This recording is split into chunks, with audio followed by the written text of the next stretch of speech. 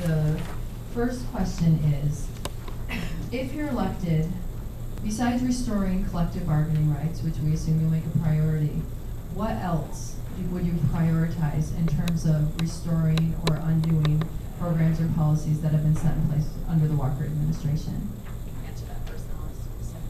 Sure, and there's a number of different pieces, and the list is very long, so I'll try and keep it succinct. First of all of those changes that affect people's participation in democracy. And hopefully we'll have a court decision that will nullify the voter ID law, or at least parts of it. Hopefully we'll have a court decision that will nullify part of the redistricting. Both of those bills are very bad. They suppress the vote. Wisconsin was one of the top 5 in the country in terms of reaching out to encourage people to be involved in the democratic process. Instead, we've gone from one of the top in the country to a bill that was modeled after Indiana and Georgia. Georgia has the lowest voter participation rate in the country, 43%. Very, very sad that we're going from the top to the bottom.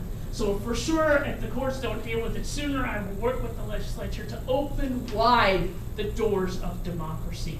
There are a number of different issues on this list that we'll get to related to some of the other pieces of that democracy, but there are 4 major areas that I consider a priority.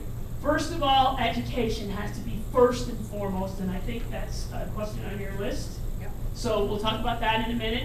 Second of all, healthcare is a very important priority. I hear from business leaders all over the state that if we can solve the problem of health insurance, that is the one single greatest barrier to creating jobs in Wisconsin.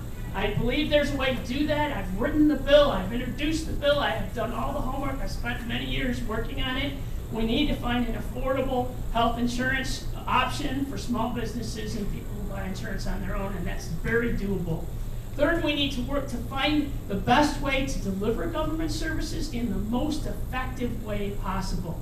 And there are a number of different problems with both the way state government operates and the contracts that are brought in to sort of outsource the functioning of state government that are very inefficient, that I've learned about in my 4 years working on the audit committee. And finally, as we talked about before, there are a number of very bad decisions that have been made in the last year that need to be reversed.